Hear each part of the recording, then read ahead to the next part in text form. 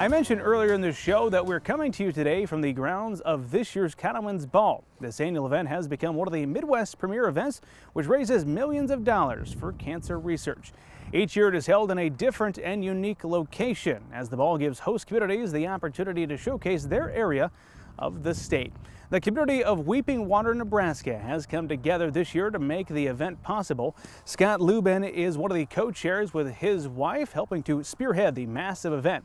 We had the opportunity to catch up with him earlier this week. Well, this is a massive undertaking to host the Cattlemen's Ball of Nebraska. Shed a light on just some of the work that's gone into making this happen. Well, it's actually been a 2-year process for us, Bryce. Of course, we were supposed to host in 21, and Columbus got theirs delayed, so we became a 22 host. And so we've kind of been in the workings for 18 months now with getting committees and everything like that all lined up. Anybody obviously that comes out here and anybody that's been on the website can see all the different activities and things that are going on. So lots of different committees for people to get the chance to be involved with. And those that come out here get a chance to see what it is all about. So, let's just hit on some of the highlights. Of course, it started on Friday and continues on Saturday. There's kind of two different ticket levels, but for somebody coming out to the Saturday elements, what are some of the highlights? So I think the Saturday is the one obviously that parlays into the biggest attraction here. Obviously we have the headline entertainment on Saturday night, but it certainly doesn't start there.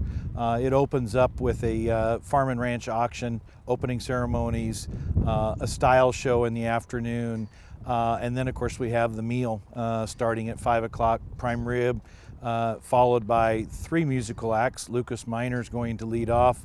The headliner is John Michael Montgomery on Saturday night, and then Ned Ledoux will perform afterwards in the saloon tent. So looks for a full day of activity on Saturday afternoon. No doubt about that. Got the big prime rib supper as well. The pure logistics that goes in behind the scenes. It's tough to imagine feeding that much prime rib to that many people.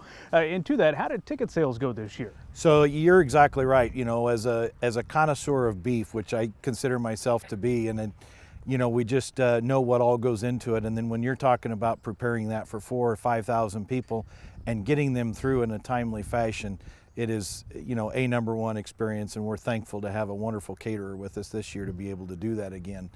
It just, obviously the ball, one of the things it does is promotes beef in Nebraska. It's so important to us, and so we just welcome that chance to be able to do that. So, absolutely. Well, we're raising money for cancer research. 90% of the proceeds raised out here at the Cattlemen's Ball of Nebraska will go to UNMC and the work that's happening at the Cancer Research Center there. 10% stays local to help with some local initiatives there. Why does this cause matter to you? Well, this cause is really special to us. My wife and I have been, especially touched. I lost my dad when he was about my age now, and he died from stomach cancer. My wife just lost her mom this winter from a colon cancer, and so obviously that runs in our family very, very deep, and has always meant something to us. When the opportunity came for us to step up and be able to host and raise this money for cancer research, it was hard to say no to that. I mean, just any opportunity we had that is going to, hopefully change the lives of somebody else down the road because of what we're doing here this weekend, it makes it all worthwhile. Well, it takes a village to make these kinds of things happen, and in this case, a number of villages yes. that are surrounding here. Talk about the volunteer effort to make this happen. So as I said earlier, we're a little bit different here in the fact that it's actually held on our county fairgrounds. So it's a county-wide experience as opposed to just one community. And so we have relied on staff and volunteers from all over, even in the surrounding counties as well, that have contributed to come up here and do this.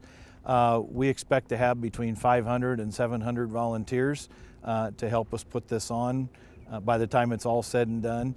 And just the willingness for them to come together and commit to doing that as a fundraiser is, number one. You mentioned it is obviously a fundraiser, and you guys had a pretty ambitious goal this year, didn't you? We did. We wanted to be the biggest and raise the most that we could this year. And so we set out for in excess of $2 million that we wanted to raise.